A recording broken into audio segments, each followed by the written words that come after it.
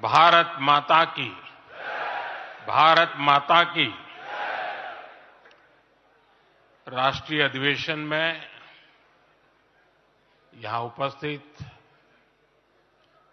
और देश के कोने कोने से जुड़े प्रत्येक भाजपा कार्यकर्ता का मैं अभिनंदन करता हूं।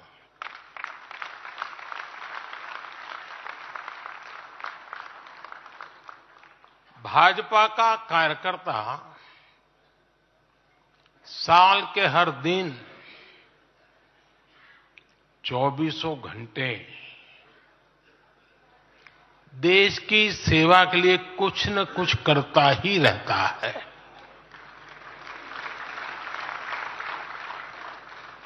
लेकिन अब अगले 100 दिन नई ऊर्जा, नया उमंग, नया उत्साह, नया विश्वास, नए जोश के साथ काम करने का है। आज 18 फरवरी है और इस कालखंड में जो युवा 18 वर्ष के पड़ाव पर पहुंचे हैं, वो देश की 18वीं लोकसभा का चुनाव करने वाले हैं।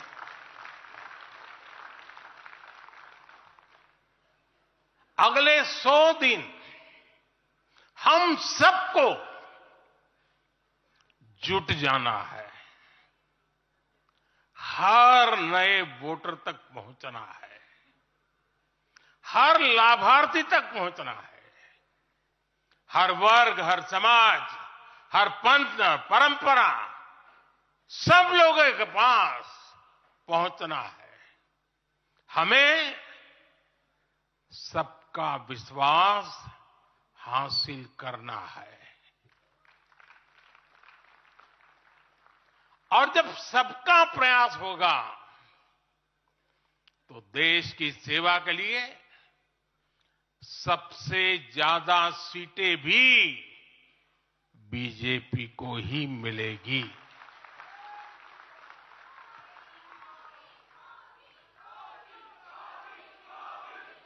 और आज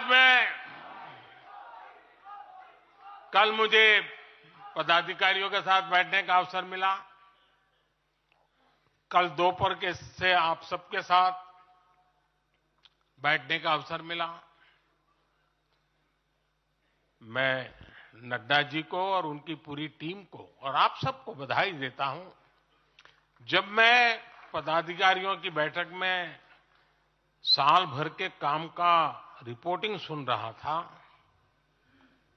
मैं सचमुच में इतना प्रभावित हुआ कि भाजपा के कार्यकर्ता सत्ता में रहने के बावजूद भी समाज के लिए इतना करते हैं, दिन रात दौड़ते हैं, संकटों के बीच भी करते हैं और सिर्फ भारत मां की जय के लिए करते हैं।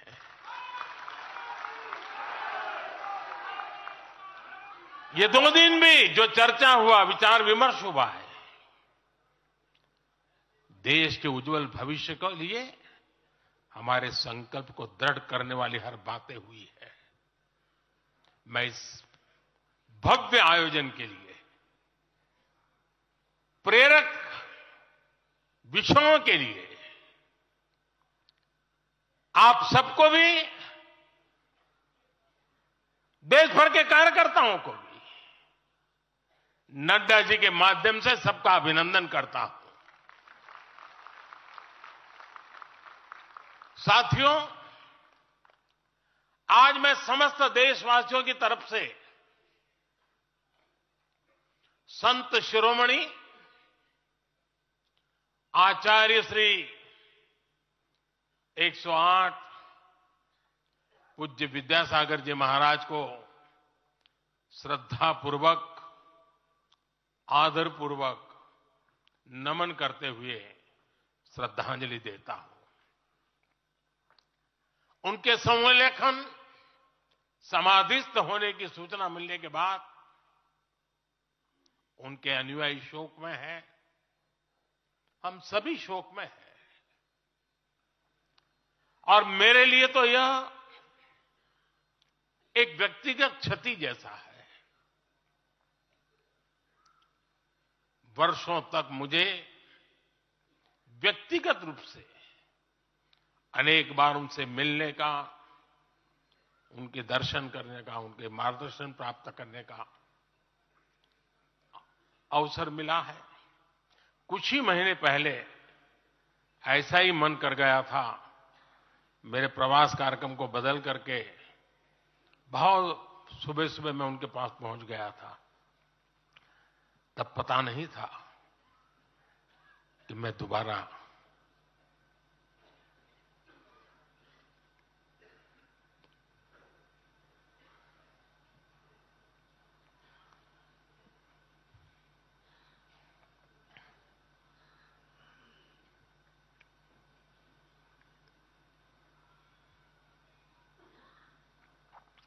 उनके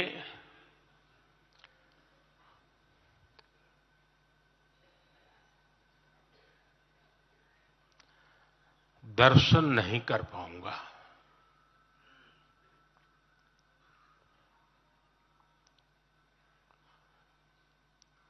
ये मेरा सौभाग्य रहा है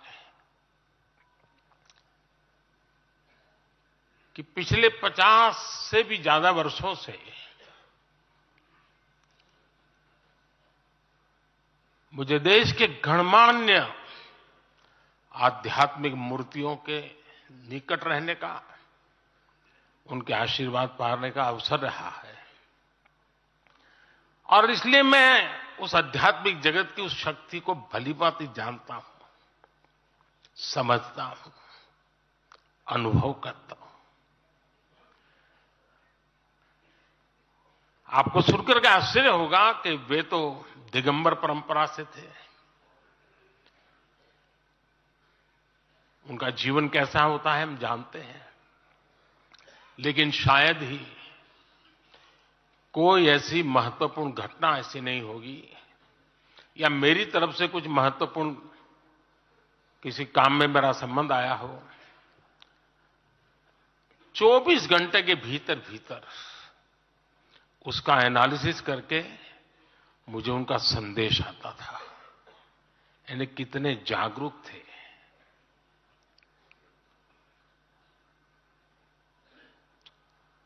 और अपनी विराट आध्यात्मिक यात्रा और उसके बाद भी वो हम सबको हमेशा प्रेरणा देते रहे हैं। जीवन भर उतनी सौम्यता के साथ उनका लोगों को मिलना, उन्होंने हमारे युवाओं को परंपराओं से जोड़ा, गरीबों तक शिक्षा और स्वास्थ्य की सुविधाएं पहुंचाई। उनका पूरा जीवन उस व्यक्ति के लिए प्रेरणा जैसा है जिसने गरीबों और वंचितों के लिए काम करने का संकल्प लिया है। आज जब भारत प्रगति के पथ पर आगे बढ़ रहा है, मुझे विश्वास है कि उनके सिद्धांत और उनका आशीर्वाद ऐसे ही भारत भूमि को प्रेरणा देता रहेंगे। साथियों, पिछले 10 वर्षों में भारत ने जो गति हासिल की है, बड़े लक्ष्यों को प्राप्त करने का जो हौसला पाया है, यह अभूतपूर्व है साथियों। और इसलिए नहीं कि मैं कह रहा हूं, दुनिया गाजे बाजे के साथ बोल रही है। भारत ने आज हर क्षेत्र में जो ऊंचाई हासिल की है, उसने हर देशवासी को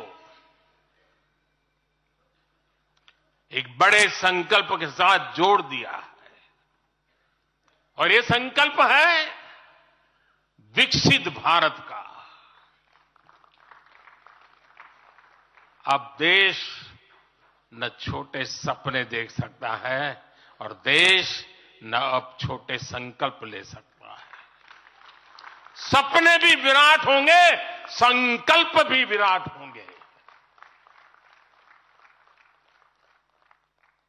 और ये हमारा सपना भी है, हम सबका संकल्प भी है कि हमें भारत को विकसित बनाना है। और इसमें अगले 5 वर्षों की बहुत बड़ी भूमिका होने जा रही है। अगले 5 साल में भारत को पहले से भी कई गुना तेजी से काम करना है। अगले 5 साल में हमें विकसित भारत की तरफ एक लंबी छलांग लगानी है। लेकिन भाई और बहनों, सारे लक्ष्यों की प्राप्ति के लिए पहली शर्त है सरकार में भाजपा की जोरदार वापसी।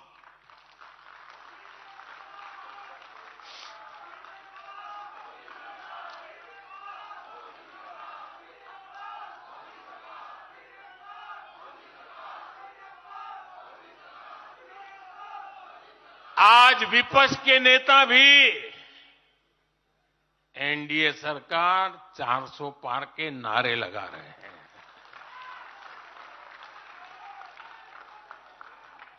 और एनडीए को 400 पार कराने के लिए भाजपा को 370 का माइलस्टोन पार करना ही होगा।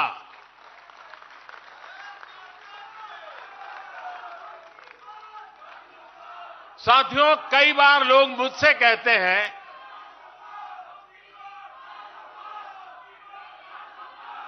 मुझे कहते रहते कि अरे मोदी जी, आपने इतना तो सब कुछ क्या कर लिया, जो बड़े बड़े संकल्प आपने लिए वो तो पूरे कर लिए, अब क्यों इतनी भागदौड़ करनी। साथियों, पूरा देश मानता है 10 साल का बेदाग कार्यकाल और 25 करोड़ लोगों को गरीबी से बाहर निकालना ये सामान्य उपलब्धि नहीं है। पूरा देश मानता है हमने देश को महाघोटालों और आतंकी हमलों के खौफ से मुक्ति दिलाई है। पूरा देश मानता है हमने गरीब और मिडिल क्लास का जीवन बेहतर करने का प्रयास किया है। लेकिन जो लोग सोचते हैं कि बहुत हो गया, ऐसा सोचने वालों को मैं एक पुरानी घटना जरूर बताना चाहूंगा। एक बार एक बहुत बड़े नेता मुझे मिले, मेरे प्रधानमंत्री पद के दूसरे कार्यकाल पे। बोले, मोदी जी, प्रधानमंत्री बनना बहुत बड़ी बात है, आप बन गए। आपने इतने दशकों का संगठन का भी काम कर लिया, मुख्यमंत्री के रूप में भी इतना लंबा समय रह चुके, प्रधानमंत्री में भी दोबारा आ गए, अब इतना काम पा लिया है, अब तो थोड़ा बैठो, आराम करो, बहुत कर लिया। ये उन्होंने मुझे कहा था। उनकी वो भावना राजनीति के पुराने अनुभवों से थी। लेकिन साथियों, हम राजनीति के लिए नहीं, राष्ट्र नीति के लिए निकले हैं। हम तो छत्रपति शिवाजी महाराज को मानने वाले लोग हैं। जब छत्रपति शिवाजी महाराज का राज्याभिषेक हुआ तो उन्होंने ये नहीं किया कि अब तो छत्रपति बन गए, सत्ता मिल गई, तो चलो उसका आनंद लो। उन्होंने अपना मिशन जारी रखा। ऐसे ही उनसे प्रेरणा लेकर के मैं अपने सुख वैभव के लिए जीने वाला व्यक्ति नहीं हूं। मैं बीजेपी सरकार का तीसरा टर्म सत्ता भोग के लिए नहीं मांग रहा हूं। मैं राष्ट्र का संकल्प लेकर निकला हुआ व्यक्ति हूं। अगर मैं अपने घर की ही चिंता करता तो आज करोड़ों गरीबों के घर नहीं बना पाता। मैं देश के करोड़ों बच्चों के भविष्य के लिए जीता हूं, जागता हूं, जूझता रहता हूं। देश के करोड़ों युवाओं, करोड़ों बहनों बेटियों, करोड़ों गरीबों का सपना ही मोदी का संकल्प है।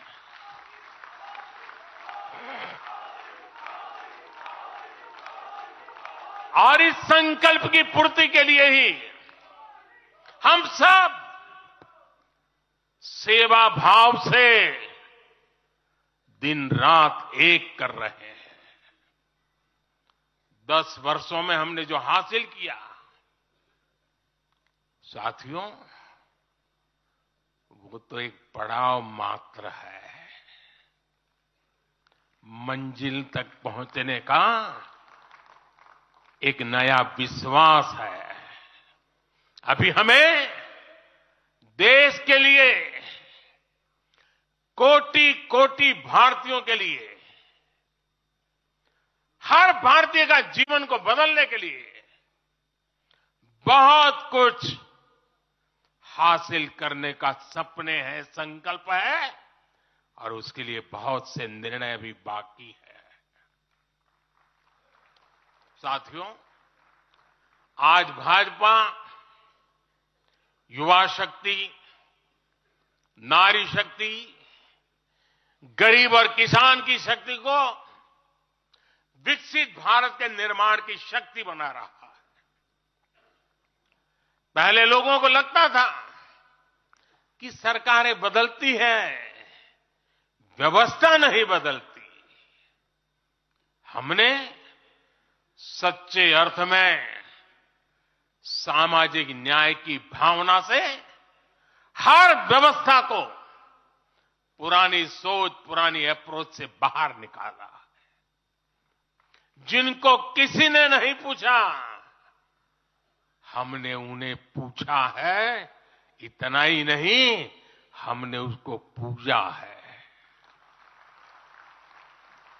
आदिवासियों में भी सबसे पिछड़ी जनजातियों को पहले किसी ने नहीं पूछा। हमने उनके लिए पीएम जनमन योजना बनाई। लाखों विश्वकर्मा परिवारों को किसी ने नहीं पूछा। हमने उनके लिए पीएम विश्वकर्मा योजना बनाई। रेहड़ी, ठेले, फुटपाथ पर काम करने वाले लाखों साथियों के बारे में किसी ने नहीं सोचा। हमने उनके लिए पीएम स्वनिधि योजना बनाई। साथियों, पहले की सरकारों ने महिलाओं के हितों की, उनके जीवन में आ रही परेशानियों की भी कभी चिंता नहीं की। हमारे यहां बेटियों को गर्भ में ही मार डालने की कितनी विराट समस्या थी।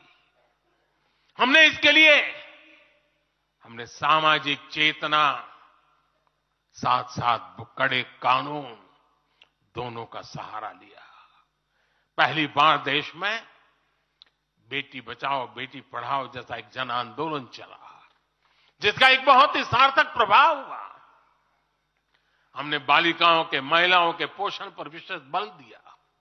हमने पोषण अभियान चलाया ताकि गर्भवती महिलाओं को उचित मदद मिल सके। स्वस्थ महिला ही स्वस्थ संतान को जन्म दे सकती है। गर्भ के समय महिलाओं को उचित पोषण मिले, इसके लिए मातृ वंदना योजना के तहत 3.25 करोड़ से अधिक बहनों को सीधी मदद दी। हमने सुरक्षित मातृत्व अभियान के तहत लगभग 5 करोड़ गर्भवती महिलाओं को हेल्थ चेकअप किया। प्रयास यही था कि माता और शिशु दोनों के जीवन पर पहले जो खतरे रहते थे उन्हें कम किया जा सके। 2014 से पहले महिला सुरक्षा को लेकर कितनी चिंताएं होती थी। हर कोई चिंतित रहता था। हमने रेप, बलात्कार ऐसे अपराधों को, संगीन अपराधों में फांसी की सजा सुनिश्चित की। ऐसे मामलों का तेजी से निपटारा हो, इसके लिए भी विशेष व्यवस्थाएं बनाई।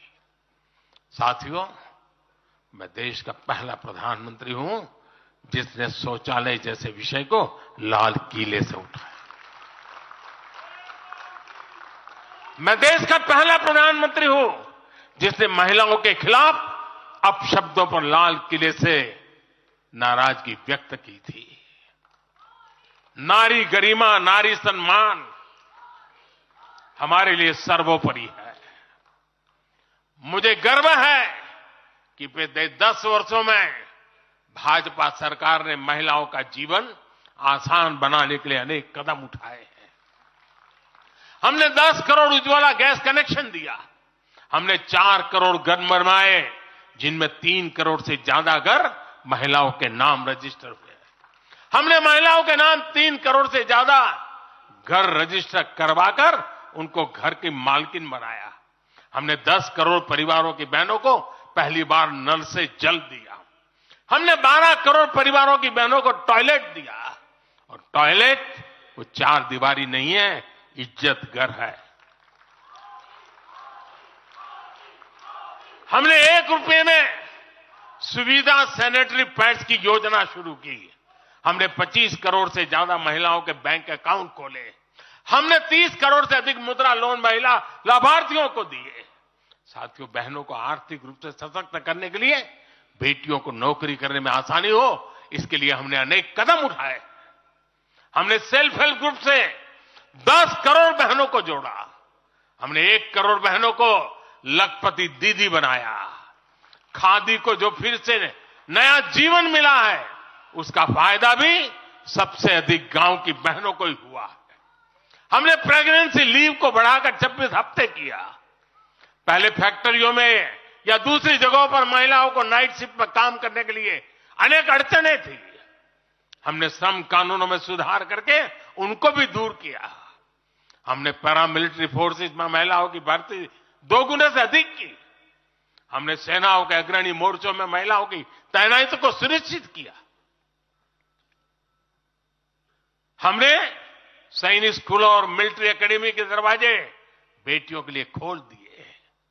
साथियों, इस बार 26 जनवरी को कर्तव्य पथ भारत की नारी शक्ति से पूरे देश को प्रेरणा दे रहा था। साथियों, आने वाले समय में हमारी माताओं, बहनों, बेटियों के लिए अवसर ही अवसर आने वाले हैं।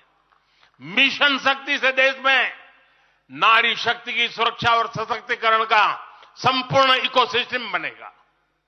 अब 15,000 महिला सेल्फ हेल्प ग्रुप को ड्रोन मिलेंगे।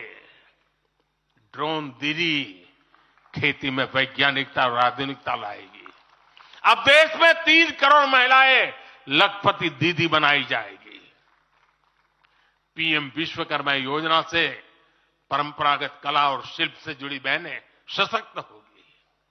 नई नेशनल एजुकेशन पॉलिसी से बेटियों को शिक्षा और स्किल के मामले में सबसे अधिक फायदा होगा। गांव के पास ही बेहतर स्पोर्ट्स इंफ्रास्ट्रक्चर बने, बेटियां हमारी स्पोर्ट्स में कमाल करेगी। साथियों, आज जब मैं बीते 10 वर्षों की तरफ नजर डालता हूं तो कितना ही कुछ याद आता है। ये 10 वर्ष साहसिक फैसलों, दूरगामी निर्णयों के नाम है। जो काम सदियों से लटके थे, हमने उनका समाधान करने का साहस करके दिखाया है। अयोध्या में भव्य राम मंदिर का निर्माण करके हमने 5 सदियों का इंतजार खत्म किया है।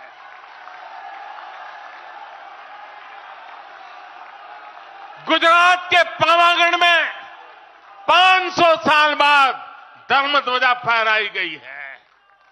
7 दशक बाद हमने करतारपुर साहिब राहदारी खोली है। 7 दशक के इंतजार बाद देश को आर्टिकल 370 से मुक्ति मिली है। लगभग 6 दशक बाद राजपथ कर्तव्य पथ के नए स्वरूप में सामने आया है। 4 दशक बाद आखिरकार 1 रैंक 1 पेंशन की मांग पूरी हुई है। 3 दशक बाद आखिरकार देश को नई राष्ट्रीय शिक्षा नीति मिली है। 3 दशक बाद आखिरकार लोकसभा और विधानसभा में महिलाओं को आरक्षण मिला है। 3 तलाक की बुराई के लिए विरुद्ध कड़ा कानून बनाने का साहस भी हमने दिखाया है। दशकों से नए संसद भवन की जरूरत महसूस हो रही थी, उसे हमने ही पूरा किया। यह प्रत्येक भाजपा कार्यकर्ता का सौभाग्य है कि वैसी अनेक सिद्धियों का निमित्त बन सके। साथियों, कोई भी देश हो, वो अपना भविष्य तभी संवार सकता है जब वह अपने इतिहास को सहज कर रखता है। बीते वर्षों में भारत ने अपने इतिहास को सहेजा भी है, संवारा भी है। हमने नेशनल वॉर मेमोरियल का निर्माण किया। हमने राष्ट्रीय पुलिस स्मारक बनाई। हमने अंडमान में नेताजी सुभाष और परमवीर चक्र विजेताओं के नाम पर द्वीपों का नामकरण किया। हमने दांडी में नमक सत्याग्रह का आधुनिक स्मारक का निर्माण किया। हमने बाबा साहब आंबेडकर से जुड़े पंच तीर्थ को विकसित किया। हमने रांची में भगवान बिरसा मुंडा की स्मृति में म्यूजियम बनाया। सरदार पटेल को समर्पित स्टैच्यू ऑफ यूनिटी हमारे कार्यकाल में बनी। 31 अक्टूबर को राष्ट्रीय एकता दिवस हमारी सरकार ने घोषित किया। 15 नवंबर को जनजातीय गौरव दिवस के रूप में घोषित करने का अवसर हमें मिला। 14 अगस्त को विभाजन विभीषिका दिवस के रूप में याद करने का निर्णय हमारी सरकार ने लिया। 26 दिसंबर को हमने साहिबजादों की स्मृति में वीर बाल दिवस घोषित किया। 26 नवंबर को संविधान दिवस घोषित करने का फैसला भी हमारी सरकार ने किया और 21 जून को संयुक्त राष्ट्र इंटरनेशनल योगा डे भी हमारी ही सरकार के प्रयासों से घोषित किया। साथियों, विपक्ष के हमारे दल भले ही योजनाओं को पूरा करना न जानते हो, लेकिन झूठे वादे करने में इनका कोई जवाब नहीं रहा है। बावजूद इसके आज एक वायदा करने से ये सारे राजनीतिक दल घबराते हैं। एक भी राजनीतिक दल के मुंह से नहीं सुना होगा आपने, जो वायदा हम कर रहे हैं ना, इसका जिक्र तक करने का उनमें सामर्थ्य नहीं है।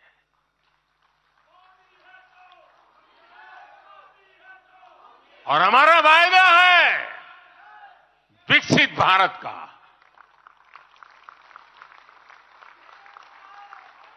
इन लोगों ने स्वीकार कर लिया है कि ये लोग भारत को विकसित नहीं बना सकते।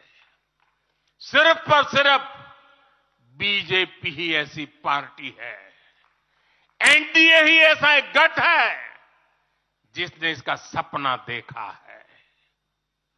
हम मिशन मोड पर भारत को 2047 तक देश जब आजादी के 100 साल मनाएगा, हम भारत को विकसित देश बनाने के लिए काम कर रहे हैं। हमने तीसरे टर्म में भारत को दुनिया की तीसरी बड़ी आर्थिक ताकत बनाने का संकल्प लिया है और ये मोदी की गारंटी है।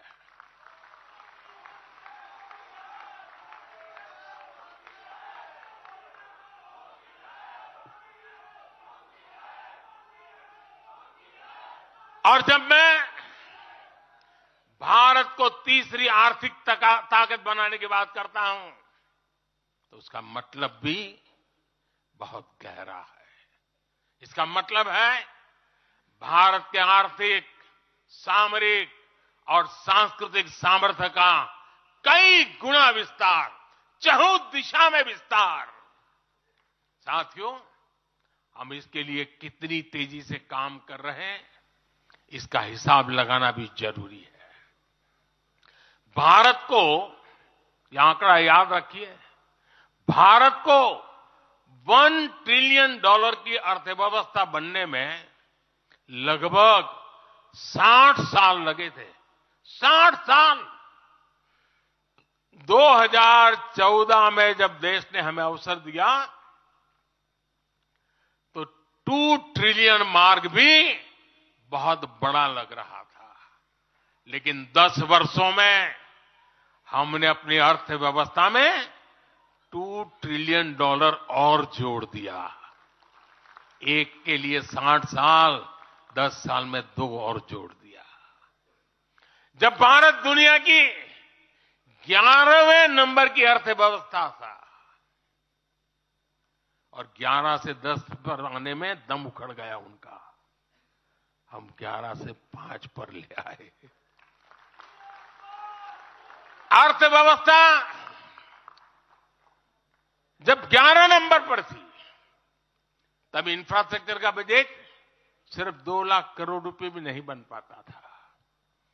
आज भारत 5वें नंबर की अर्थव्यवस्था है तो भारत का इंफ्रा बजट 11 लाख करोड़ को पार कर चुका है। इसी वजह से आज गरीबों को 1 करोड़ों घर बन रहे हैं। आज गरीबों के घर तक पानी पहुंच रहा है। आज देश में रिकॉर्ड मेडिकल कॉलेज, अस्पताल, यूनिवर्सिटीज बन रहे हैं। गांव तक की सड़कें बन रही हैं।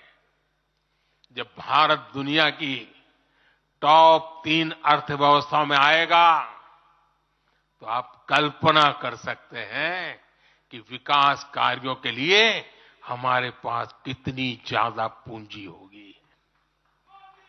इसलिए भारत के टॉप 3 इकोनॉमी में आने का मतलब है भारत के हर परिवार का जीवन स्तर सुधरेगा। भारत के हर परिवार की आय बहुत अधिक बढ़ जाएगी। भारत का पब्लिक ट्रांसपोर्ट और आधुनिक बनेगा। भारत में रोजगार के लिए नए सेक्टर खुलेंगे, रोजगार के और ज्यादा मौके मिलेंगे। भारत के युवाओं को भारत में ही फंडिंग के ज्यादा से ज्यादा अवसर आएंगे। भारत की महिलाओं को हर मोर्चे पर आगे बढ़कर नेतृत्व करने का मौका मिलेगा।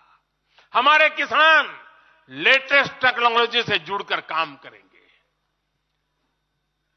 कृषि उत्पाद में वैल्यू एडिशन करेंगे। लोगों की जीवन बेहतर बनाने के लिए देश में पर्याप्त संसाधन और आवश्यक व्यवस्थाएं मौजूद होगी। साथियों, मुझे खुशी है कि आज विकसित भारत अभियान की बागडोर भी भारत के युवाओं ने संभाली है। पिछले 1.5 साल में विकसित भारत के संकल्प से जुड़े सुझावों के लिए, और लोगों को ऐसा लगता होगा कि हम बात पता, ऐसा नहीं है।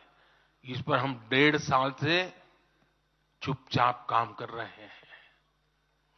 सरकार की मशीनरी को लगाया है और आपको जानकर के खुशी होगी, अब तक 15 लाख लोगों से ज्यादा लोगों ने विकसित भारत कैसा हो, रोडमैप कैसा हो, इनिशिएटिव कैसे हो, नीतियां कैसी हो, इसमें विचार विमर्श हुआ है। लोगों ने अपने आइडियाज दिए हैं और आपको जानकर के और खुशी होगी, इन 15 लाख में से आधे से ज्यादा वो लोग हैं जिनकी उम्र 35 से कम है। पूरी युवा सोच के साथ हम आगे बढ़ रहे हैं। इन लाखों युवाओं ने विकसित भारत का रोड मैप सुझाया है। साथियों, युवा ऊर्जा से भरा हुआ भारत आज अपने लिए बड़े लक्ष्य तय कर रहा है और जो लक्ष्य तय करता है अपनी आंखों के सामने उसे प्राप्त भी करता है। हम 2029 में 2029 में भारत में यूथ ओलंपिक के लिए तैयारी कर रहे हैं। हम 2036 में भारत ओलंपिक खेलों की मेजबानी करे इसके लिए काम कर रहे हैं। हम 2030 तक हमारी रेलवे को नेट जीरो टारगेट पर ला करके कार्बन मुक्त करने की दिशा में काम कर रहे हैं। हम 2030 के बजाय अपनी टारगेट डेट से 5 साल पहले ही पेट्रोल में 20% इथेनॉल ब्लेंडिंग का लक्ष्य भी हासिल कर लेंगे। भारत 2070 तक नेट जीरो के लक्ष्य को हासिल करने के लिए भी नीतियां बना रहा है। इसका अर्थ है कि आने वाले समय में हमारे देश में अनगिनत ग्रीन जॉब्स बनेगी। साथियों, विकसित भारत वो नहीं होगा जिसका भविष्य भाग्य के भरोसे हो। इसलिए दूसरे देशों पर भारत की निर्भरता को हम तेजी से कम कर रहे हैं। इसलिए हम देश के लिए बड़े लक्ष्य बना रहे हैं और उनके लिए योजनाबद्ध तरीके से काम भी कर रहे हैं। भविष्य में हम एक ऐसा भारत देखेंगे जिसे लाखों करोड़ रुपए का खाद्य तेल बाहर से लाने की जरूरत नहीं होगी। हमारे पाम ऑयल मिशन की मदद से हमारे किसान इतने सशक्त हो जाएंगे कि वो देश के पैसों की बचत कर सके। बीते कुछ वर्षों में दलहन, तिलहन और श्री अन्न के लिए विशेष नीतियां बनाई है जिससे छोटे छोटे किसानों को मदद हो रही है। भविष्य में भी हमारे किसानों को इनसे और लाभ मिलेगा। किसानों के भविष्य को सुरक्षित करने के लिए हमने देश के कोने कोने में अमृत सरोवर अभियान भी शुरू किया। आजादी का अमृत महोत्सव हम बहुत कुछ कर सकते थे। हम दिल्ली के अंदर कोई एक बड़ा ताबूत खड़ा कर देके नाम लिखवा सकते थे कि आजादी के अमृत काल में मोदी जी ये बना के गए हैं। हमने आजादी के अमृत वर्ष को जन आंदोलन बनाया और काम क्या किया? तालाब बनाए। हर गांव में जब तालाब बनते हैं ना, वो किसान को सुरक्षित करते हैं, शुद्ध पानी की गारंटी देते हैं, जमीन उर्वरक बना देते हैं। लंबे भविष्य को सोच करके ऐसे काम हम करते हैं। और इस अभियान के तहत देश में अब तक 60,000 से ज्यादा नए सरोवर बनाए जा चुके हैं। 60,000 तालाब, शायद ही किसी सरकार के नसीब में इतना बड़ा काम करने का सौभाग्य आया होगा। ये सरोवर जल सुरक्षा सुनिश्चित करने में किसानों की मदद करेंगे। आज ग्रीन हाइड्रोजन से जुड़े अभियान और सोलर रूफटॉप मिशन के कारण देश रिन्यूएबल एनर्जी के क्षेत्र में भी तेजी से आगे बढ़ रहा है। बहुत जल्द भारत दुनिया का सेमीकंडक्टर हब बनेगा और इससे पूरी दुनिया में नई कंप्यूटिंग रिवॉल्यूशन को भी भारत गति देने का निमित्त बनने वाला है। पोर्ट लेड ग्रोथ से पब्लिक ट्रांसपोर्ट तक आने वाले समय में हर क्षेत्र को नई ऊंचाई मिल सकेगी। साथियों, भाजपा आज देश का एकमात्र दल है जो एक भारत श्रेष्ठ भारत की भावना के प्रति इतना आग्रही भी है और इतना समर्पित भी है। मैं पिछले महीने के अपने अनुभवों को भी कभी भूल नहीं सकता। इस दौरान मुझे भगवान श्री राम से जुड़े कई स्थानों में भ्रमण करने का अवसर मिला। मेरा 11 दिन का अनुष्ठान चल रहा था। उस अनुष्ठान के दरमियान मैं नासिक, लेपाक्षी, त्रिप्रयार, श्रीरंगम, रामेश्वरम, धनुषकोडी, मैं इन जगहों पर एक सामान्य साधक के तौर पर गया था। इस दौरान मुझे दक्षिण भारत के विभिन्न क्षेत्रों में लोगों से जो स्नेह मिला, आशीर्वाद मिले, मैं उसका शब्दों में बयान नहीं कर सकता और पॉलिटिकल पंडितों के पैरामीटर में कभी आ भी नहीं सकता है जी। जब मैं सड़कों से गुजर रहा था, लोग अपने वचन से, अपने भावों से मुझ पर अपना आशीर्वाद बरसा रहे थे। इस दौरान मुझे कंब रामायण का पाठ सुनने का अवसर मिला। ये ठीक उसी जगह पर हुआ जहां महान कवि कंबन ने 800 वर्ष पहले अपने रामायण की रचना की थी। आप कल्पना कर सकते हैं उसी स्थान पर बैठ करके जब मैं कंब रामायण सुन रहा था, उस भाव विश्व को मैं ही अनुभव कर सकता हूं। एक ऐसा अद्भुत क्षण था जिसमें एक भारत श्रेष्ठ भारत की भावना पूरी तरह समाहित थी। मुझे विश्वास है कि आप सभी ने भी कम अधिक मात्रा में इसे महसूस किया होगा। हम हमेशा विभिन्न तरीके से देशवासियों को करीब लाने का निरंतर प्रयास करते हैं। एकता के सूत्र में बांधने के लिए हमारी कोशिश रहती है।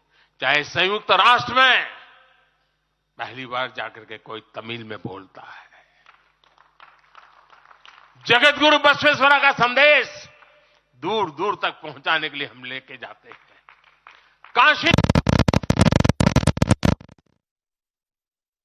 तो भी देश के कोने कोने में जाकर के करते हैं। हम विश्व के मेहमान आते हैं तो दिल्ली को ही देश नहीं मानते, हम हर राज्य में लेकर के जाते हैं।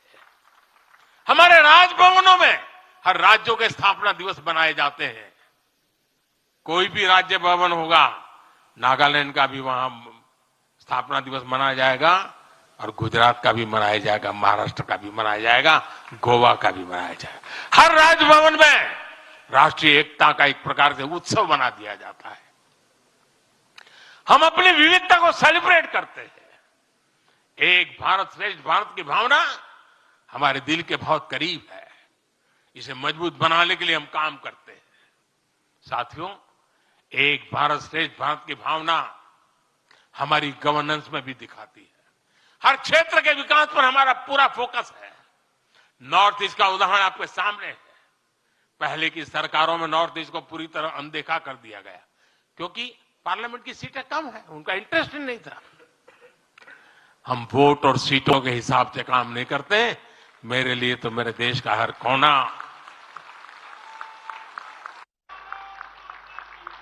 समृद्ध हो, विकसित हो, ये हमारा भाव है। आज चाहे सियाचिन हो या फिर देश के आकांक्षी जिले हो, कोई हमसे दूर नहीं है। वो गांव जिन्हें पहले आखिरी गांव कहा जाता था, हमारे लिए देश के वो पहले गांव बन गए। और मेरे सारे कैबिनेट के मंत्री उन गांवों में रात बिता करके आए। कुछ मंत्रियों को तो -15 डिग्री में रात को रुकना पड़ा वहां, क्योंकि हम आत्मसात करना चाहते हैं। हमारे लिए देश का हर हिस्सा महत्वपूर्ण है। हर हिस्से पर हमारा फोकस है। साथियों, जो भी राजनीति में दिलचस्पी रखता है और जिसके लिए लोकतांत्रिक मूल्य प्रमुख रहते हैं, वो भी अगर न्यूट्रल है तो पब्लिकली हमारी प्रशंसा करते हैं, न्यूट्रल नहीं है तो खानगी में तो कर ही देते हैं।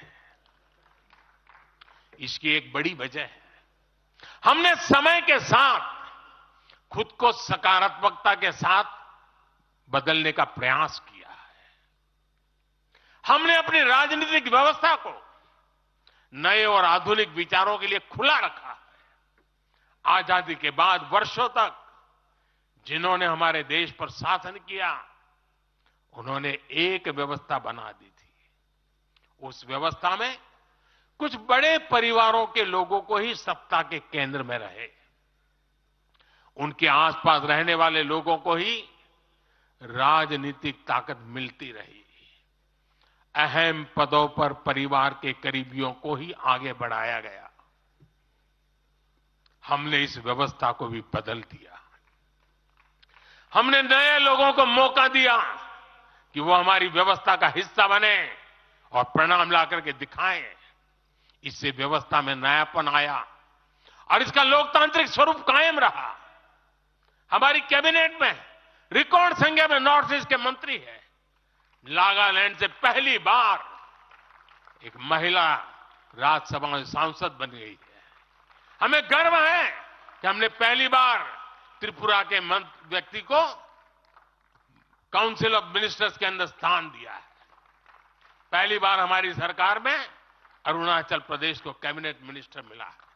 पहली बार गुर्जर मुस्लिम को राज्यसभा के लिए नॉमिनेट किया गया है। हमारी सरकार में ही गोवा से कैबिनेट मंत्री बनाया गया। हमें गर्व है कि हम बीजेपी के एक ऐसी संस्कृति का हिस्सा है जो मंत्रालय में रिकॉर्ड ओबीसी प्रतिनिधित्व सुनिश्चित किया जाता है। अमित भाई ने इसका विस्तार से वर्णन किया, इसलिए मैं ज्यादा उसके ऊपर नहीं कहना चाहता हूं। साथियों, हमारी सरकार सबके लिए, सबका साथ, सबका विकास हमारे काम से ही झलकता है। हमें गर्व होता है जब करतारपुर साहिब कॉरिडोर के द्वारा लाखों सिख श्रद्धालुओं की आध्यात्मिक इच्छाएं पूरी होती है।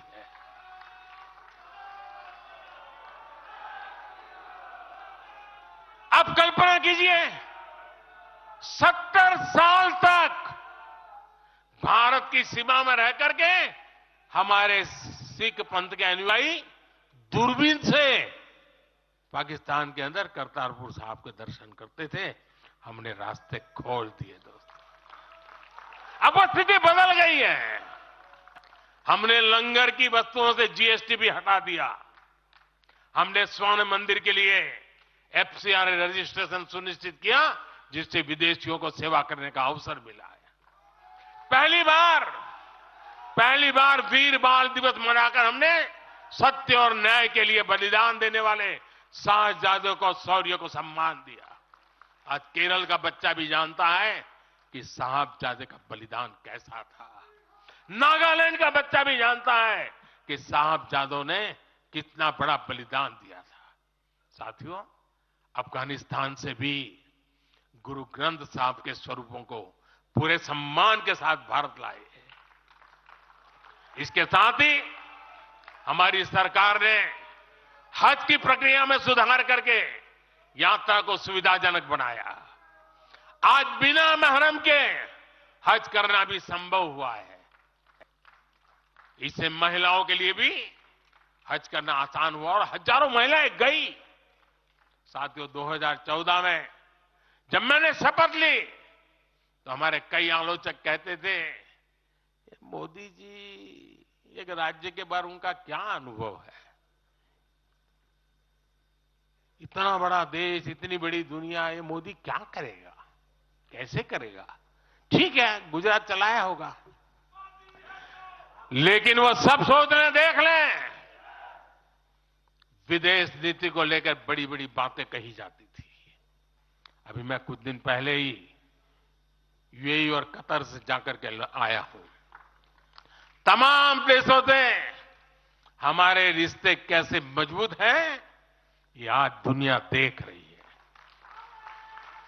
आज पश्चिमी एशिया के देशों से हमारे संबंध अब तक की सबसे मजबूत स्थिति में है।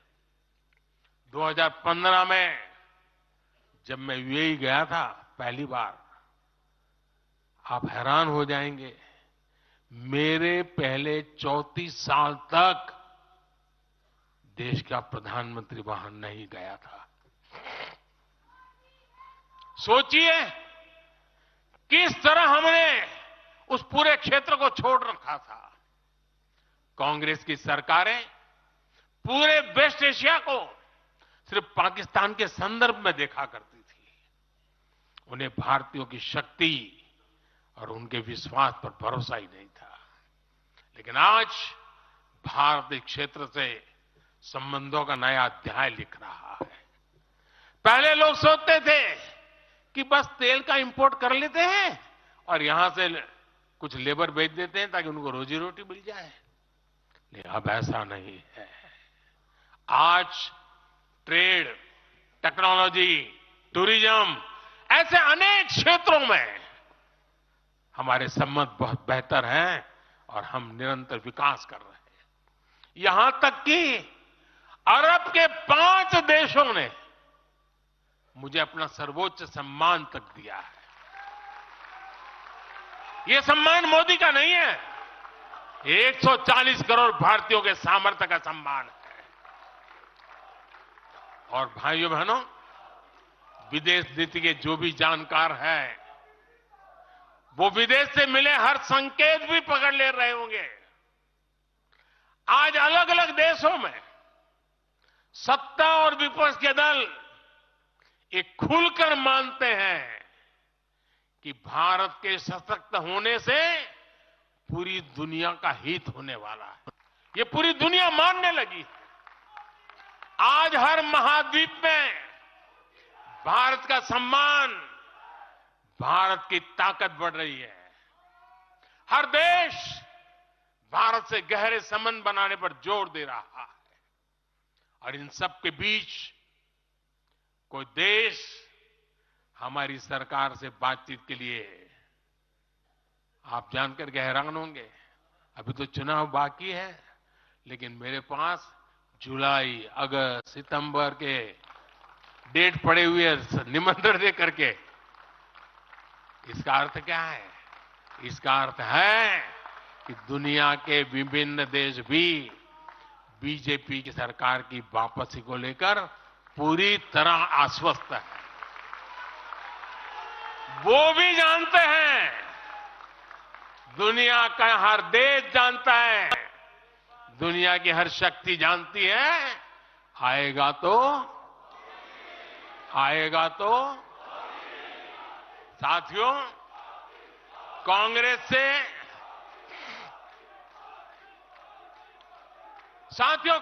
से देश को बचाना, देश के हर नागरिक को बचाना, हमारे बच्चों का, हमारे युवाओं का भविष्य बचाना बीजेपी के प्रत्येक कार्यकर्ता का दायित्व है। कांग्रेस का ट्रैक रिकॉर्ड हम सभी के सामने है। कांग्रेस अस्थिरता की जननी है। कांग्रेस परिवारवाद की जननी है। कांग्रेस भ्रष्टाचार की जननी है और कांग्रेस तुष्टीकरण की भी जननी है। 70 के दशक में जब देश में कांग्रेस के विरुद्ध गुस्सा बढ़ना शुरू हुआ तो खुद को बचाने के लिए इसने अस्थिरता का सहारा लिया। हर नेता की सरकार कांग्रेस ने अस्थिर की। आज यहां प्रस्ताव के समय इसकी चर्चा आई है, तो मैं ज्यादा उसके लिए कहता नहीं हूं। आज भी ये लोग अस्थिरता पैदा करने के लिए नई नई साजिशें कर रहे हैं। इन लोगों ने मिलकर जो गठबंधन बनाया है, उसकी भी यही पहचान है। कांग्रेस के पास विकास का एजेंडा नहीं है, फ्यूचर का रोड मैप नहीं है। ये देश को कभी भाषा के आधार पर तो कभी क्षेत्र के आधार पर बांटने में जुटे हुए हैं। साथियों, कांग्रेस का एक सबसे बड़ा पाप ये रहा है कि वो देश की सेनाओं का मनोबल तोड़ने से भी पीछे नहीं रहे। भारत की राष्ट्रीय सुरक्षा और सामरिक शक्ति को नुकसान पहुंचाने में कांग्रेस ने कोई कसर नहीं छोड़ी है। जब भी देश के रक्षा क्षेत्र में कोई बड़ा काम हुआ, जब हमारी सेनाओं ने कोई उपलब्धि हासिल की, कांग्रेस ने हर बार उन पर सवाल उठाए। आप सिर्फ सोचिए कि 5 साल पहले इन लोगों ने क्या कहा था। इन लोगों ने हर कोशिश की कि हमारी वायुसेना को राफेल जैसे एडवांस एयरक्राफ्ट न मिल पाए। इन्होंने अप्रचार किया कि हिंदुस्तान एरोनॉटिकल लिमिटेड को, एचएएल को खत्म किया जा रहा है। ये लोग तो एचएएल के बाहर फोटो तक खींचवाने के लिए चले गए थे। लेकिन देखिए एचएएल आज कैसे धूमधाम से आगे बढ़ रहा है। आज देखिए कितने सारे ऑर्डर आज उनके यहां बुक किए गए हैं।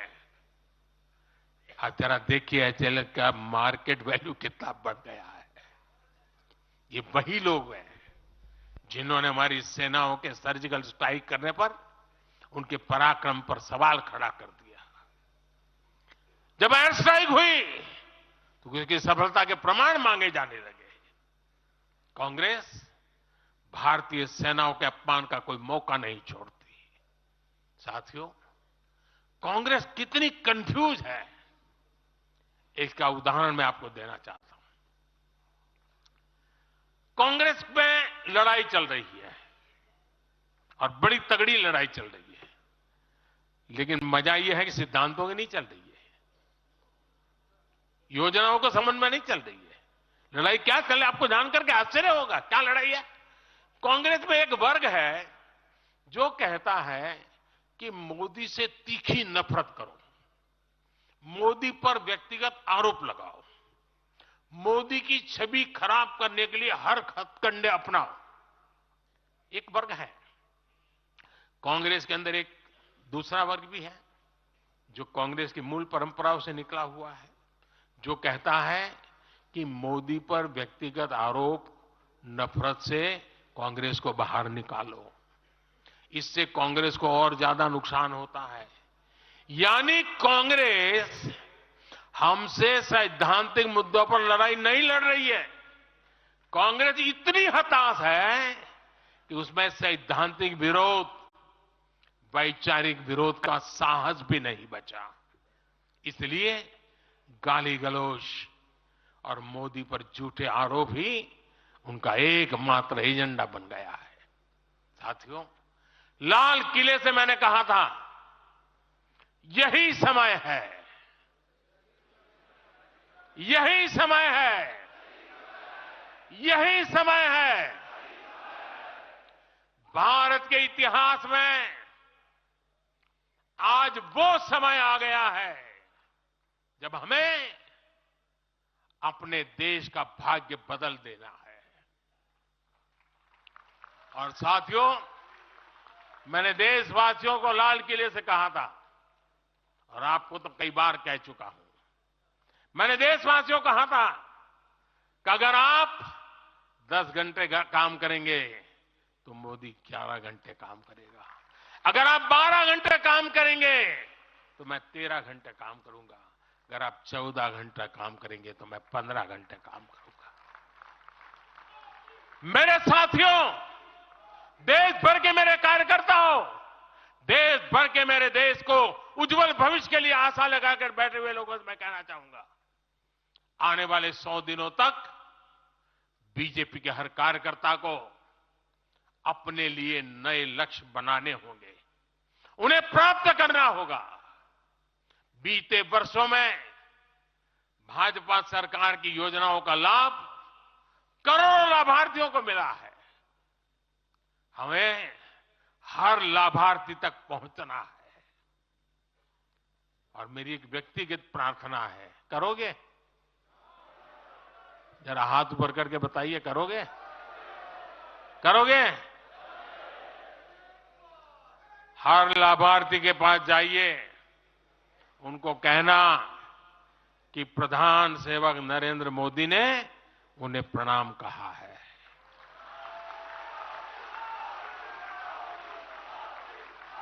और इसमें आपको नमो ऐप से भी बहुत मदद मिलेगी। आप नमो ऐप के जरिए मेरा प्रणाम और मेरी चिट्ठी उन लाभार्थियों तक जरूर पहुंचाएंगे। किसी भी बूथ में एक भी फर्स्ट टाइम वोटर ऐसा ना हो जिस तक बीजेपी का कार्यकर्ता पहुंचा ना हो। आपको उन्हें पिछले 10 वर्षों के काम और आने वाले 5 वर्षों के प्लान इसके विषय में जरूर बताना है। मैं आपको उन्हें नमो ऐप पर विकसित भारत का ब्रांड एम्बेसडर बनाने के लिए हमें उसको जोड़ना है। वो हमारा एम्बेसडर है।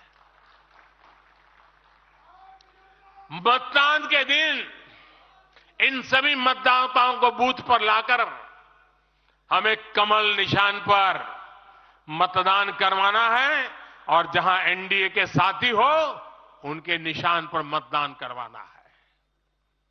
साथियों, हमें याद रखना है, हमें सिर्फ सरकार बनाने के लिए लोगों को नहीं जोड़ना, बल्कि देश बनाने के लिए भी तो लोगों को जोड़ना है। जो किसी भी कारण से अभी भी भाजपा से दूर है, उन तक हमें पहुंचना है। सबका साथ, सबका विकास ही हमारा मंत्र है। हमारे स्वतंत्रता सेनानियों ने जो सपने देखे थे, अब उन्हें पूरा करने का समय आ गया है और इसके लिए भाजपा जरूरी है। इसके लिए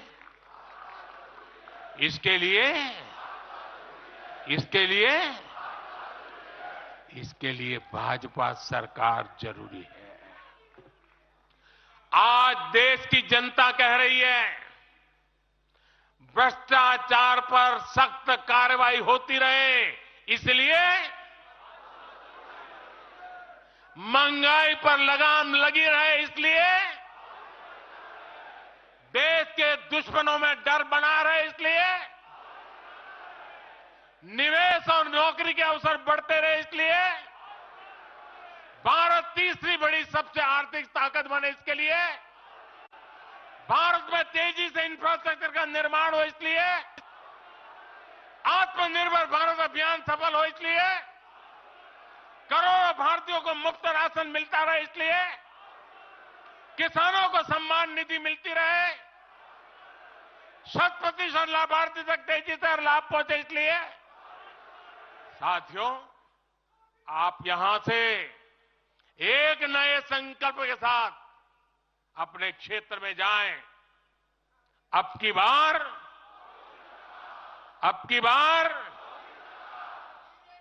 400 पार, अब की बार इस मिशन पर हमें जुट जाना है। आप सबको मेरी तरफ से अनेक अनेक शुभकामनाएं हैं।